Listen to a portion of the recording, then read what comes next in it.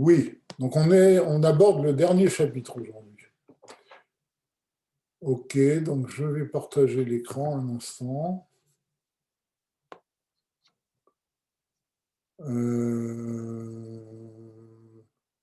Partager l'écran, on partage. Voilà, tout le monde voit l'écran? Oui, Oui. impeccable, impeccable. Alors, Veata Yuvan. Donc on est au début du 12e chapitre, qui est le dernier chapitre. Veata Yuvan Gamken, Beinyan Itavut Azman, Mimenu Itbaer. Et maintenant, on va comprendre aussi le sujet, la façon dont le temps est venu, a été créé par Dieu. Chez où les Mala Minazman, alors que Dieu lui-même, comme nous l'avons déjà dit plusieurs fois, est complètement au-dessus de la notion de temps, les Gamri. Va filou min hamshech habliti meshua, et même il est au-dessus d'une succession sans fin. C'est-à-dire que la notion d'avant-d'après, même une notion illimitée d'avant-d'après, n'existe pas pour Dieu, Kéniskar Léel, comme on l'a dit. Moshe Katav, Rama, alors qui c'est déjà le Rama? Bon, je ne sais pas. Et où Miprinat Ove Tamid, d'accord, mais Dieu a une existence continuelle qui ne dépend de rien du tout. Ayen Tosfot Yom Tov, la vote par écrit, on peut voir toutes ces notions dans Tosfot Yom Tov, dans le 5e chapitre de Pirkei Avot. Veitavuto, et donc son existence, ou Gamken Prinat Klal Ufrat. Donc, maintenant, l'existence du temps, là on parle du temps, vient aussi dans un processus de généralité au détail. Vous vous rappelez que jusqu'à présent, on avait détaillé comment le monde avait été créé. On avait dit qu'on était parti de la généralité de Adam Kadmon, qui était donc les Koudim, les Sphirot en un point, après la différenciation des Sphirot, etc. Bon. Et on avait dit que la création du monde est venue par un processus justement de Klal Ufrat. OK? C'est-à-dire généralité à particularité. Et donc, en fait, toute l'explication que l'on a donnée sur l'existence des mondes spirituels et matériels était pour expliquer la formation du temps, la création du temps. Donc, le temps, on nous dit ici, vient aussi dans un processus de klal ufrat qui va de la généralité au détail, d'accord. Alderer itavut aribui minardut, comme nous l'avons décrit précédemment, la multitude de créatures provient de l'unité. On avait dit que comment la multitude de créatures peut provenir de l'unité, l'unicité de Dieu, eh bien justement par un processus de généralité qui passe dans les détails. Shitralkut Azman, parce que la différenciation du temps, c'est-à-dire la séparation du temps en instants successifs, ou Ribouy Khalakim Gvulim, justement. Qu'est-ce qu'on appelle la différenciation du temps? C'est la multitude de parties temporelles, Alderer Ribouy Animsaïm Baalei Gvul. Comme il y a une différenciation des existences limitées. Donc, il y a aussi une différenciation des instants limités dans le temps. Et on va définir justement ces instants par la suite. Shitralkut Azman, parce que, Veyesh Prinat Or Klali, et donc toute cette formation, cette apparition du temps et des instants commence par une lumière générale chez Kolel Kulam qui contient qui les contient tous, c'est-à-dire qu'on contient le temps tout entier. D'accord? Comme nous avons dit que les existences commencent par une lumière générale que l'on avait appelée Akudim, qui était toutes les sphirotes résumées en un point. D'accord? Kulam keechad, uchmoken, kolel kol chilke azeman keechad. Et donc, de la même façon, ça contient donc cette lumière générale qui contient déjà en elle toutes les créatures, contient aussi le temps. En fait, il y a une notion qui est sous-jacente à ça, qui est une notion très moderne, qu'on trouve chez le Rambam, qu'on trouve encore plus chez le Maharal de Prague, c'est que pour les Chachamim, le temps et l'espace ont la même source et ne forment qu'un. C'est-à-dire que Dieu a créé non pas deux entités différentes, le temps et l'espace, mais il a créé un espace-temps. Et c'est une notion très, très moderne, puisque vous savez que c'est la théorie de la relativité d'Einstein qui dit que le temps et l'espace ne forment qu'un. On peut transformer du temps en espace et vice-versa. Et ça, c'est quelque chose, c'est une idée qui apparaît dans le Rambam, qui apparaît chez le Maharal de Prague. Le Maharal de Prague dit même que le temps et l'espace sont liés par la vitesse, ce qui laisse à penser, enfin, ce qui ressemble beaucoup à la théorie de la relativité. Mais en tout cas, c'est ce qu'il dit ici. Il dit que le début de toute la création, aussi bien du temps que de l'espace, commence par une lumière générale qu'on avait évoquée précédemment, qui est ou Akudim ou Adam Kadmon, etc. D'accord? Et cette lumière générale contient tous les détails du temps, tous les morceaux du temps, les parties de temps. Ke'echad mamash, donc il les contient tous en une seule unité, vraiment. Les Prinat Sofé ou Mabit Atsof Kol Adorot, Biskira Achat. Et c'est ça qui est écrit dans Yov, que Dieu rescrute et regarde jusqu'à la fin de toutes les générations en un clin d'œil. Chez Skira Achat, parce que ce clin d'œil, Kolelet Kol Azman Deshit Alfe Shne Keechad. Ce clin d'œil de Dieu, entre guillemets, contient en lui les 6000 ans de la création. Et donc ça, c'est le début du temps. C'est le clin d'œil. C'est-à-dire, c'est le temps condensé en un point, qui est le Or Klali dont on a déjà parlé. D'accord? Ce qui est amusant, c'est que, une petite parenthèse, ce qui est amusant, c'est que même les physiciens à l'heure actuelle, avec leur théorie du Big Bang, disent que tout l'univers a commencé par un point physique qui contenait toutes les particules énergétiques et matérielles. Mais c'est marrant parce qu'ils sont arrivés à une modélisation de l'espace, de l'espace-temps d'ailleurs, parce que eux aussi, quand ils parlent du Big Bang, c'est pas la création simplement, c'est pas l'apparition de l'espace, c'est aussi l'apparition du temps. Il faut savoir que la notion de Big Bang, ça utilise la notion de relativité générale, donc il y a l'espace-temps. Ça ressemble beaucoup à ce qui est décrit ici. C'est intéressant que on en revient à ce sujet. Bon, leur seul problème, c'est que bon, ils savent pas comment passer de la généralité au détail. Ça, vous savez que c'est un grand problème. Et donc, il y a un scientifique, j'ai oublié son nom, qui a introduit un champ extérieur qui a fait que ça a séparé les détails et ça a créé la multitude, enfin, ça fait apparaître la multitude d'objets qui sont dans l'espace-temps. Et c'est très intéressant parce que la théorie du Big Bang devait a priori résoudre la notion de Dieu, puisqu'il y a une formation qui se fait par l'elle-même, et ils sont tombés sur un os, ils n'ont pas pu expliquer comment de la généralité est apparu le détail, et il y a eu une force extérieure venue de nulle part, on ne sait pas d'où elle vient, on admet qu'elle est venue, et qui a fait le tri.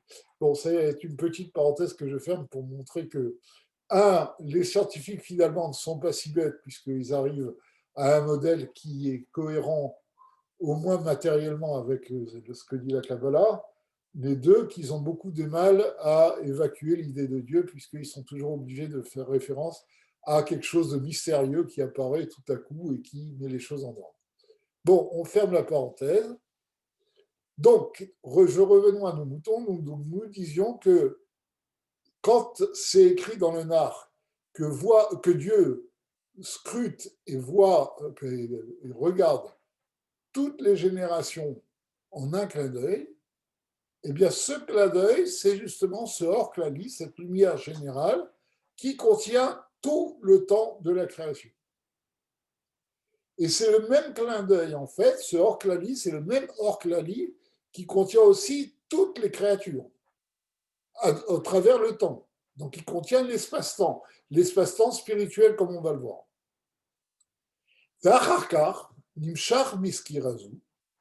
Et donc, par la suite, à partir de ce clin d'œil, Bitralkut des Kama Prinot. Eh bien, ce clin d'œil se sépare en différentes entités à différents niveaux. Les Kama Prinot, c'est ce qui veut dire les Kama Prinot, c'est-à-dire à différents niveaux. Vechol Prina, Kolelet Zeman Rav.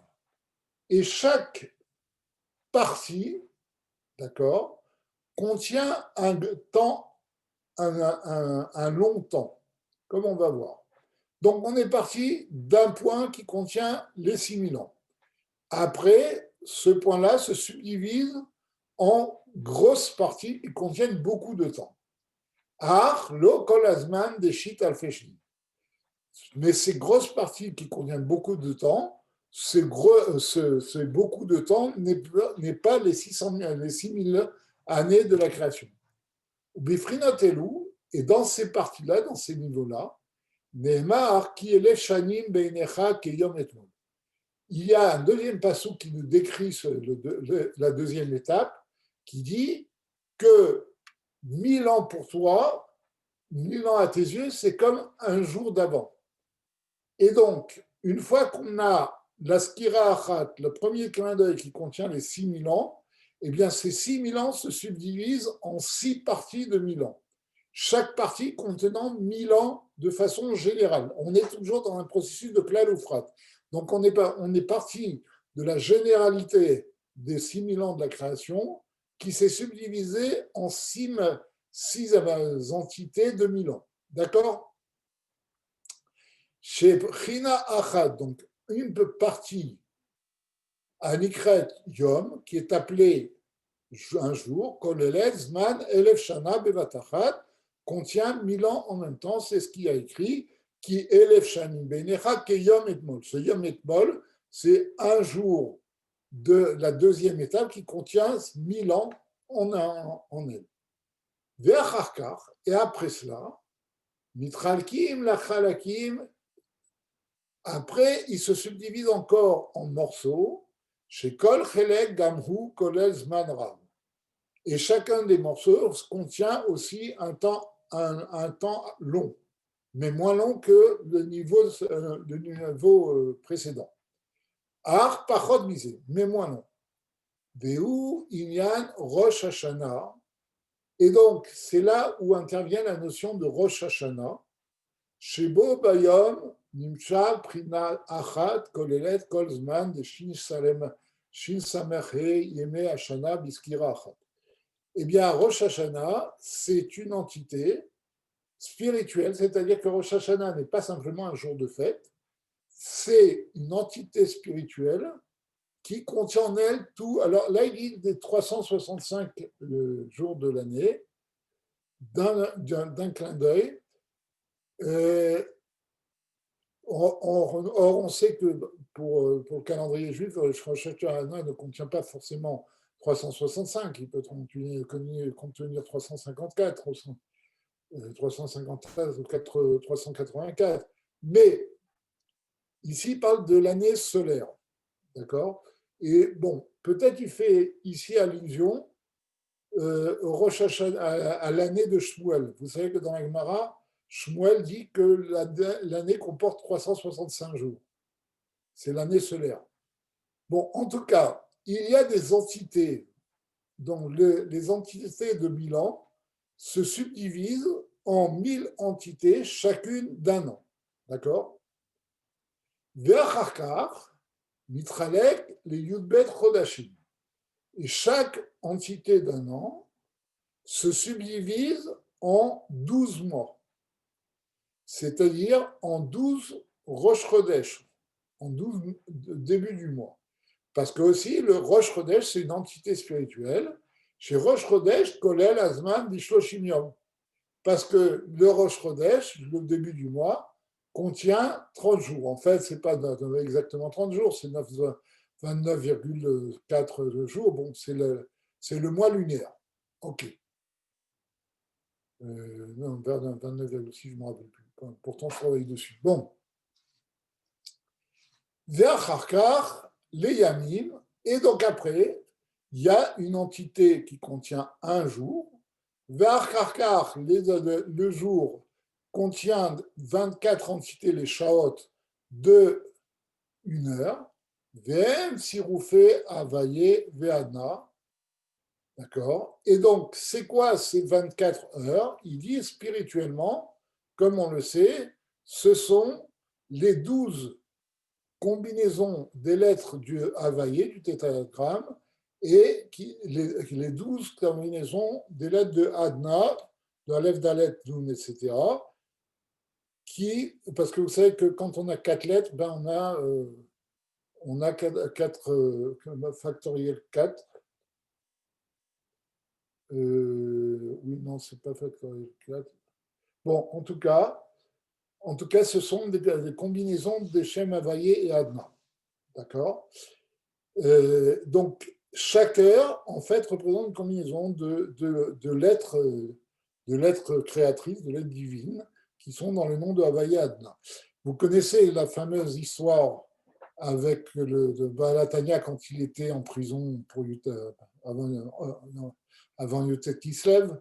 Un jour, il y a le tsar lui-même qui est venu dans la prison et qui lui a dit il lui a dit il fait nuit. Il n'avait pas de fenêtre ni de lucarne dans la prison. C'est un cachot complètement noir.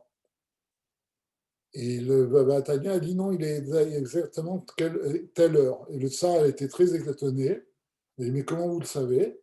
Il a dit parce que pendant chaque heure, il y a une combinaison d'un nom de Dieu différente. Et en connaissant cette combinaison qui éclaire cette heure, on sait l'heure qu'il est. D'accord? Donc, c'est ces fameuses combinaisons du nom de Dieu que voyait le Balatania. Donc, vous voyez que toutes les entités physiques du temps, aussi bien le mois, le jour, l'heure, l'année, etc., ne sont pas simplement des entités physiques, ce sont aussi des entités spirituelles qui correspondent à des révélations spirituelles, des révélations de Dieu particulières. D'accord? שכללות הצירוף כולל כל הרגעים של השעה בסקירה אחת. On arrive au dernier niveau, c'est que chaque combinaison de lettres qui représente une heure, eh bien, contient en elle,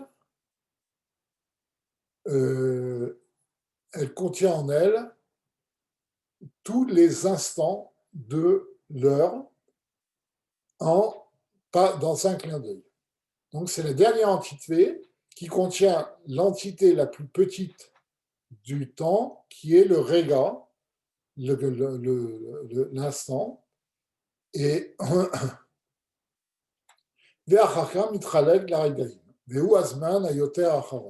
donc après, ça se subdivise en instants, et l'instant, c'est l'unité de temps la plus petite. Je vous rappelle, je vous avais dit que l'instant, c'était 1/1080e d'heure, et donc ça correspondait environ à 3,666 secondes. D'accord. Donc, nous voyons que le temps apparaît progressivement Et la création du temps se fait par descente de force divine, de lumière divine, de niveau en niveau. D'accord? Ça part des 6000 ans, puis 1000 ans, puis des années, les mois, les jours et les heures. Vous voyez que les semaines ne font pas partie de ce processus. La semaine n'est pas une entité spirituelle dans la création du temps. On passe du mois au jour. D'accord. Ok. Ou vie oranienne. Donc, ça, il a décrit comment ça se passe. Vie oranienne, l'explication du sujet.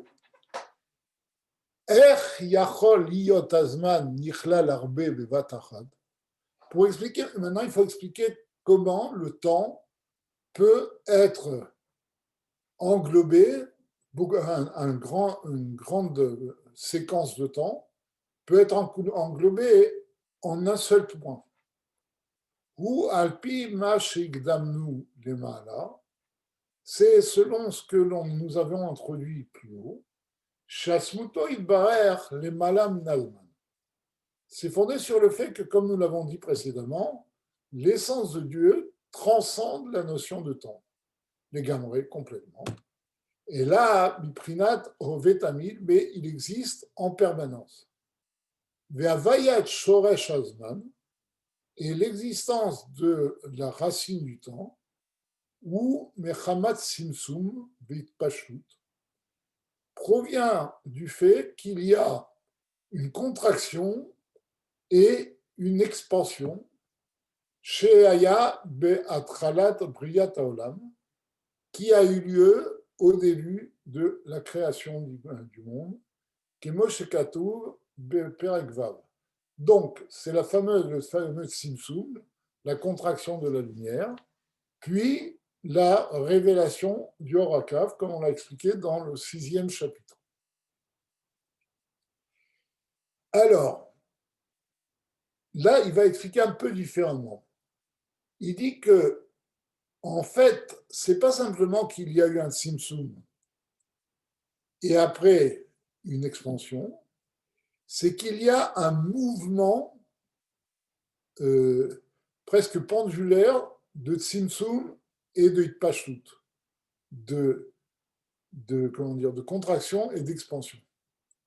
Et c'est là qu'il dit Velikrase mati velamati bechitve Harizal. Dans les écrits du Harizal, ce Tzimtzum, cette contraction et cette expansion sont appelés tendance et non-tendance. Mati, c'est va dire il tend. La shona taya, les hatot. Vela mati, et il ne tend pas. C'est-à-dire qu'il y a un mouvement pendulaire où Dieu tend vers le monde et il retire cette tendance. Il tend, il se contracte. Il tend, il se contracte. Alors, c'est au niveau de la lumière de Dieu, le Roi Sof, mais c'est un phénomène régulier de mati velamati. Et c'est ce phénomène régulier qui est à l'origine du temps. Ça, c'est quelque chose qui a été introduit par le Harizal, d'accord?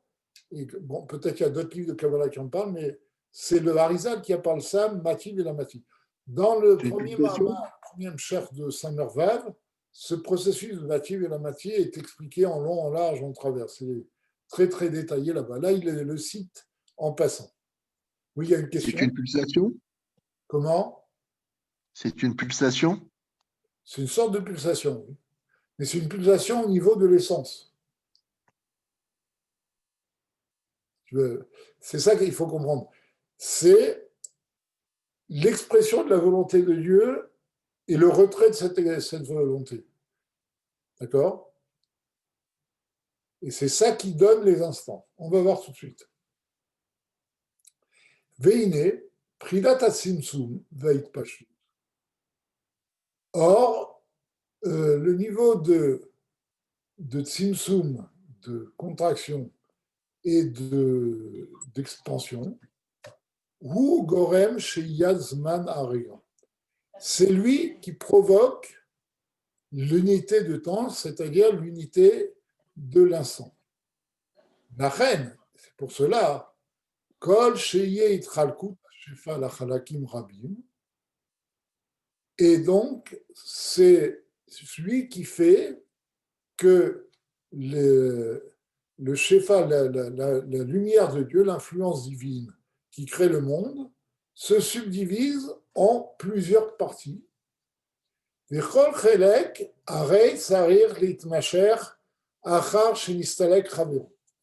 alors, vous allez me dire comment c'est possible. Dieu veut, ne veut pas, il tend, il ne tend pas, il tend, il ne tend pas. Comment ça crée le monde? Il dit, c'est très simple.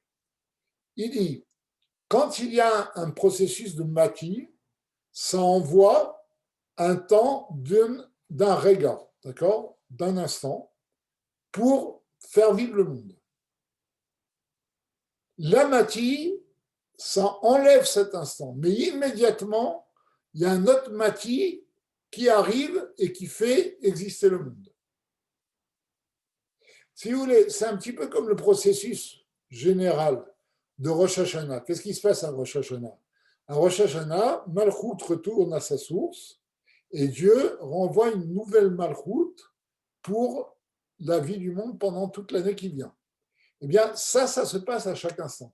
À chaque instant, Dieu envoie une impulsion temporelle pour faire exister le monde pendant ce temps-là. Après, une fois que ce temps est passé, elle remonte à sa source. Et il y a une nouvelle impulsion temporelle qui la succède immédiatement et qui continue de faire vivre le monde. Ce qui est très intéressant ici, c'est qu'on a, d'après ce que j'ai dit ici, un modèle non continu, enfin, un modèle qu'on appelle discret du temps, c'est-à-dire le temps est formé de particules temporelles qui proviennent les unes après les autres, qui viennent les unes après les autres. Alors, j'en ai discuté avec un chercheur en mécanique quantique, il m'a dit qu'en mécanique quantique, on commence à se poser la question, on commence à élaborer des modèles de temps fractionné comme ça, de particules de temps, parce que ça expliquerait un certain nombre de phénomènes. Donc c'est pas complètement, c'est pas même du point de vue de la physique, c'est pas complètement aberrant. En tout cas, c'est-à-dire que les physiciens commencent à devenir intelligents et qu'ils comprennent un peu ce qui se passe. En tout cas, donc, le processus, c'est que il y a 3,6 secondes qui arrivent et qui font vivre le monde. Et ces 3,6 secondes, c'est un influx divin. Et cet influx divin, une fois qu'il a rempli son rôle, il remonte à sa source et il est suivi d'un nouvel afflux divin. C'est comme, je ne sais pas si vous faites sans doute Chitat, dans Chumash Rashi, quand il y a les anges qui viennent annoncer à Agar qu'elle va avoir Ishmaël. Rashi fait remarquer qu'à chaque fois, il est écrit « et l'ange lui dit, et l'ange lui dit ». Il dit de là, nous voyons que pour chaque annonce, il y avait un nouvel ange qui venait et qui s'en allait. Et chaque ange n'était là que pour faire une annonce à Agar. C'est exactement le même processus ici. Il y a un ange qu'on appelle un Riga. Bon, ce n'est pas un ange, mais c'est une entité spirituelle comme un ange qui vient avec la mission de faire vivre le monde pendant 3,6 secondes, qui remonte à sa source et qui laisse la place à une nouvelle entité spirituelle qui vient faire vivre le monde pendant encore 3,6 secondes. D'accord?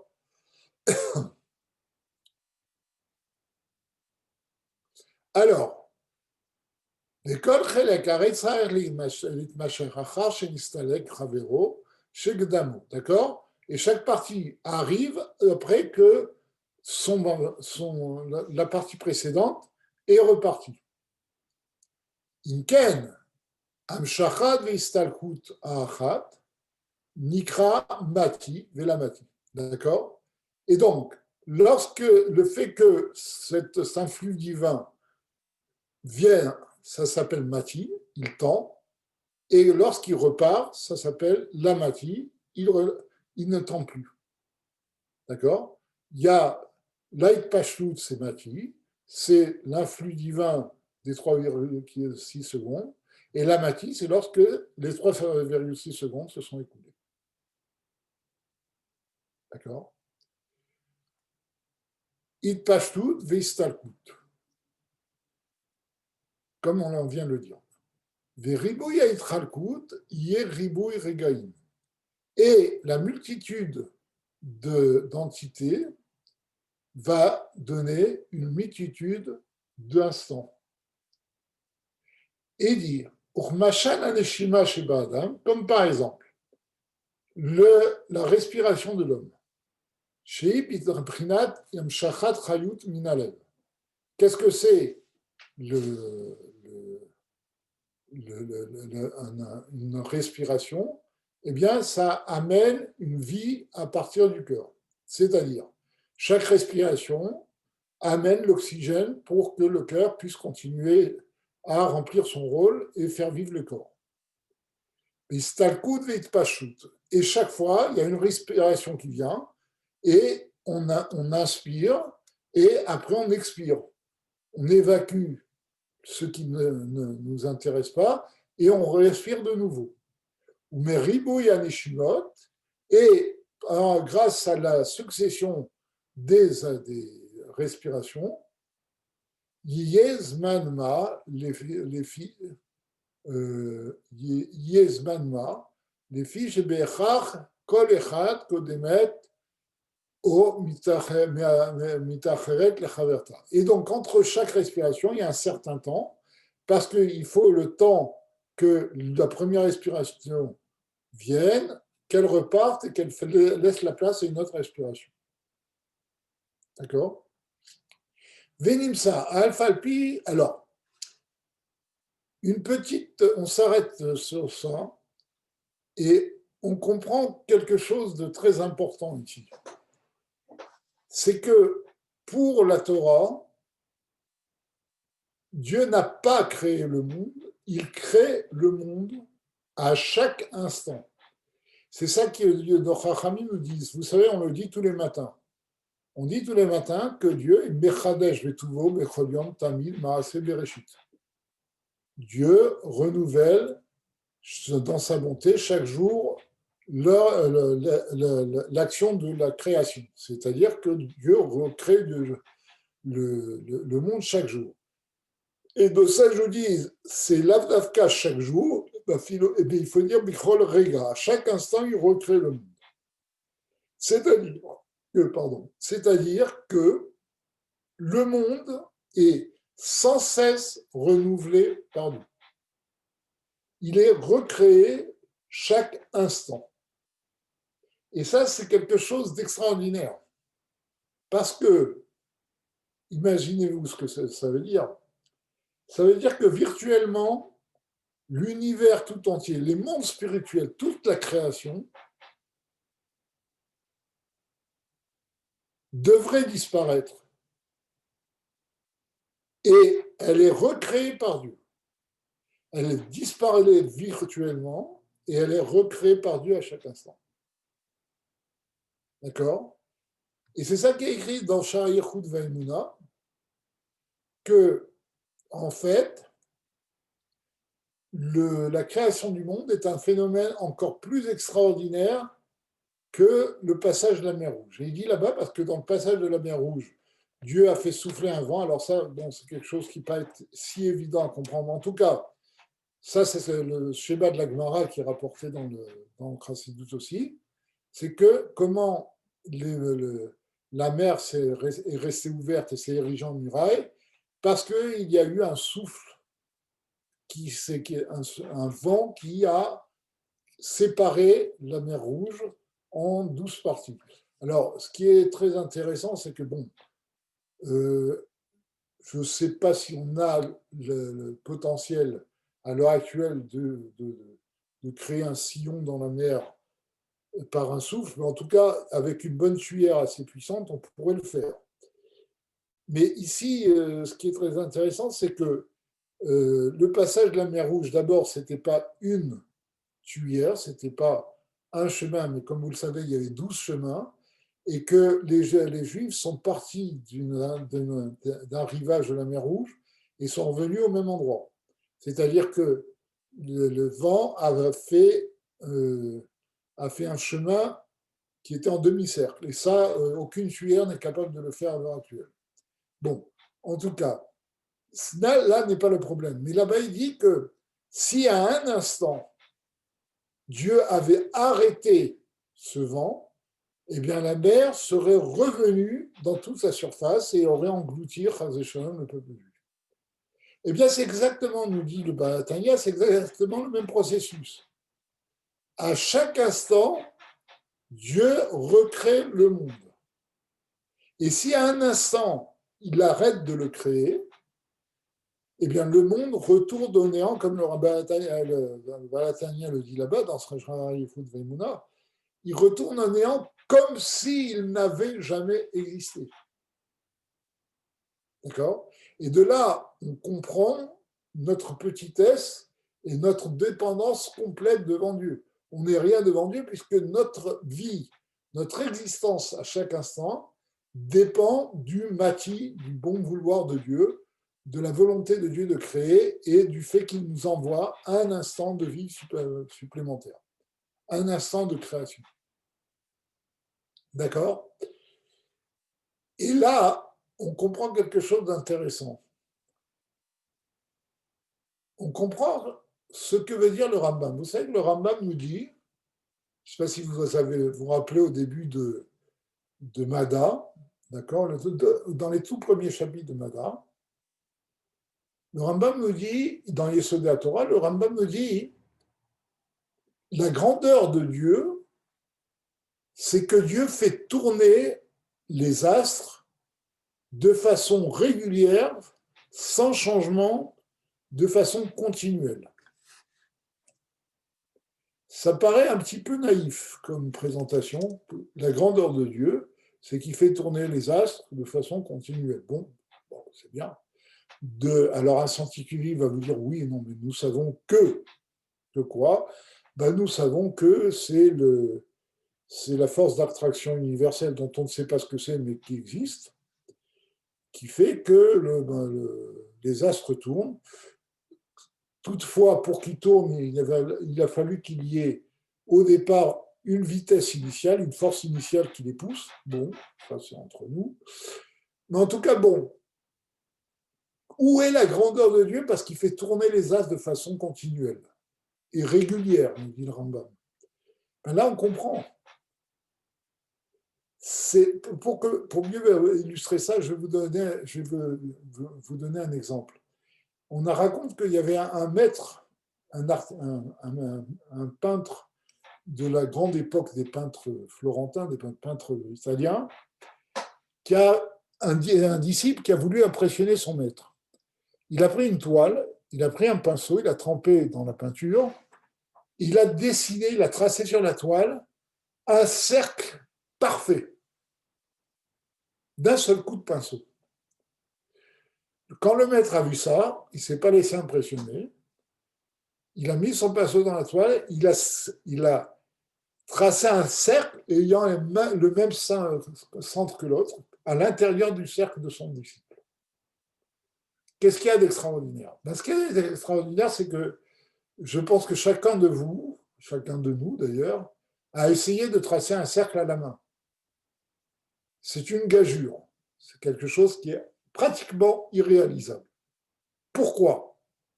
Parce que le cercle est une figure dont tous les points jouent exactement le même rôle.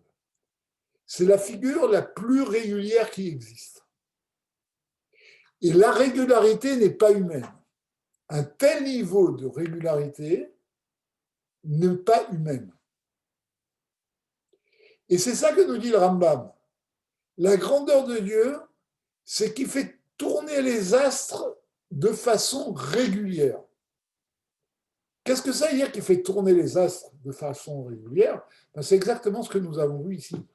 C'est qu'à chaque instant, il fait une petite partie de la course du déplacement des astres, et après, il continue l'instant d'après. Et de façon régulière, sans jamais faire dévier l'astre qui est en train de tourner. Mais il n'a pas fait, il n'a pas, vous comprenez, la différence avec le point de vue scientifique, c'est que Dieu n'a pas créé la loi de la gravitation et les astres tous tournent d'eux-mêmes. Ce que nous dit le Rambam, c'est qu'à chaque instant, Dieu fait que l'astre continue à évoluer. En d'autres termes, à chaque instant, Dieu pousse l'astre un peu plus loin, toujours avec la même régularité. Et ça montre la grandeur de Dieu. Une telle régularité dans des milliards d'astres, une telle régularité de mouvement, il n'y a que Dieu qui est capable de le faire. D'accord? Et c'est comme on explique en Chassidut. En Chassidut, on dit que, en fait, le miracle n'est pas quelque chose d'extraordinaire pour Dieu. Pourquoi? Parce que c'est Dieu qui crée le monde à chaque instant. Qu'est-ce que c'est un miracle? C'est une irrégularité dans la création. À un moment donné, Dieu se permet de changer les règles de la création. Donc, il ne pousse plus l'astre, il arrête. Par exemple, lorsque Yoshua a arrêté le soleil. Dieu n'a pas continué fait continuer la route du soleil, en fait, de la Terre. Bon, en tout cas, il a arrêté ce mouvement. Et ça, c'est le miracle. C'est que Dieu ne se cache plus dans les lois de la nature. Parce que qu'est-ce que c'est les lois de la nature? Comme on vient de le voir, c'est quelque chose qui cache la présence de Dieu. Au point que le fait qu'il y ait la loi d'attraction à l'universel peut nous faire penser qu'il n'y a pas d'intervention de Dieu dans l'existence du monde. Le miracle montre que quelquefois, la nature peut changer. Et ça montre que c'est finalement que c'est Dieu qui fait que la nature continue. Et donc, en fait, oui, en fait, la question que je pose, qu'est-ce qui est plus difficile pour l'homme? De faire sans cesse la même chose ou de se permettre de temps en temps de s'évader du train-train quotidien? Quelqu'un qui fait sans cesse la même chose, il risque de devenir un petit peu déprimé. Vous savez, une fois, il y avait, je ne sais pas si vous avez connu, c'était quelqu'un à qui le rabbi avait fait beaucoup de kirouv. C'était quelqu'un qui n'était pas un grand Talmid Chacham, mais il avait ramené beaucoup de jeunes drogués, il avait tiré de la drogue, il les avait rendus religieux. Il s'appelait Meira Bersera. Enfin, il était à Paris, il avait fait une conférence dans la choule où j'étais, je l'avais amené. Il a dit une phrase très forte. Il a dit, la grandeur du rabbi, c'est que tous les jours, le rabbi est allé de chez lui à son bureau et de son bureau à chez lui, sans jamais prendre un jour de congé. Ça, vous le savez. Il y a un livre qui est paru en Israël, je ne sais pas si vous l'avez acheté, qui s'appelle Bariga Emet ou quelque chose comme ça. C'est un livre qui a été fait par des journalistes sur la relation entre le rabbi et les politiciens israéliens. C'est un livre absolument fantastique. On apprend des choses fantastiques là-bas. Pourquoi? Parce que vous savez, les archives, au bout de 20 ou 30 ans, sont rendues publiques. Donc il y a des journalistes qui sont allés fouiller les archives de l'État israélien et qui ont extrait tout ce qui était, toutes les choses secrètes, les relations secrètes qu'il y avait entre le rabbi et les politiques israéliens. Et là-bas, il raconte une histoire extraordinaire. Il dit que les secrétaires du rabbi, au début de la Nessiout, ont vu que le rabbi faisait trop de choses. Il se fatiguait énormément.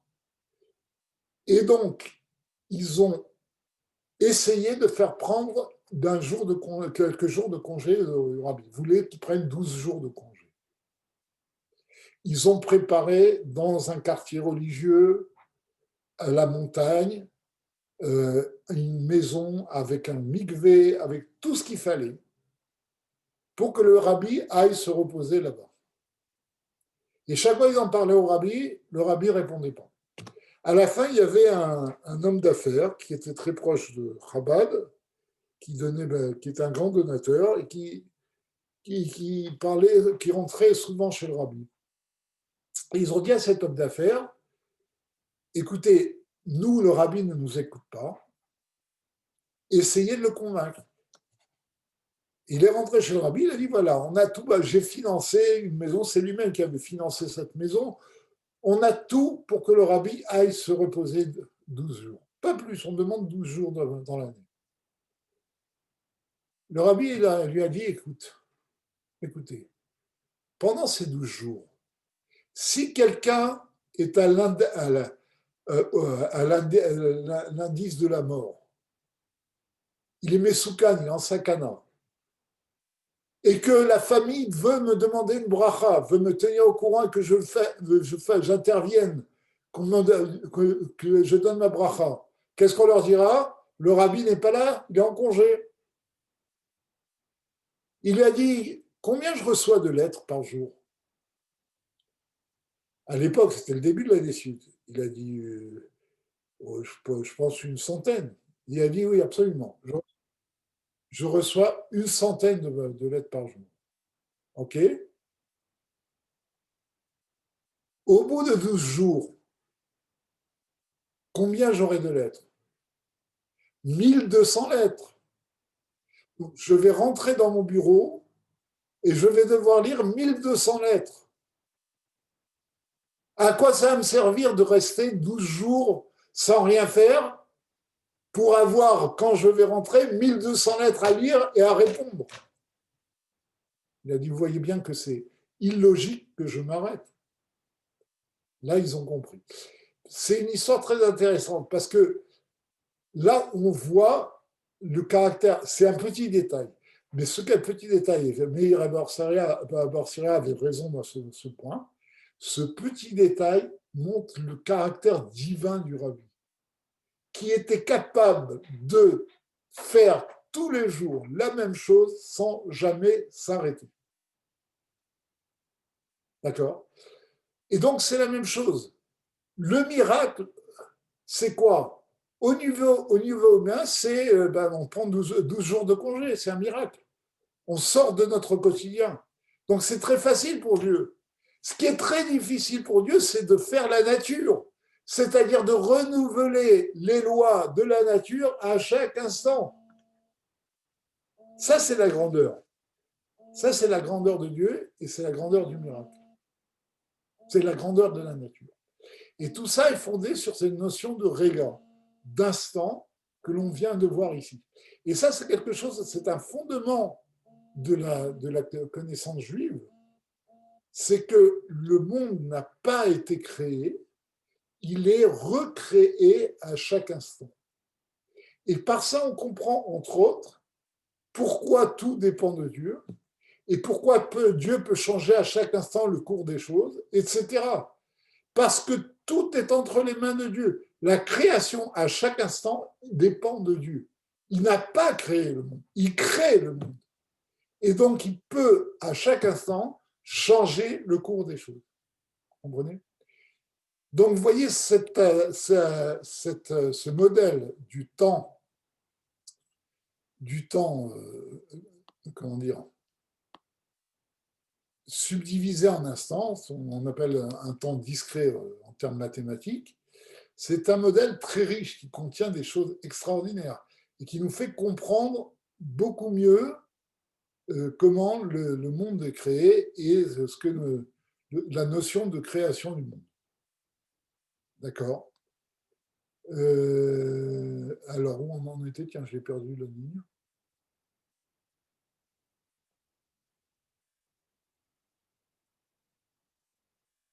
Où on en est?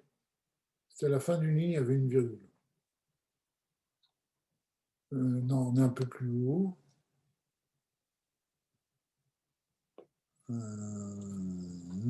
Bon, en tout cas, je vais mettre la main, je vais retrouver. En tout cas, on va arrêter là, même s'il reste 5 minutes. Bezrat Hashem, à la semaine prochaine, et je vous souhaite une excellente semaine. Shavuot Tov. Merci, Gary. Merci, Gary. Que des bonnes choses.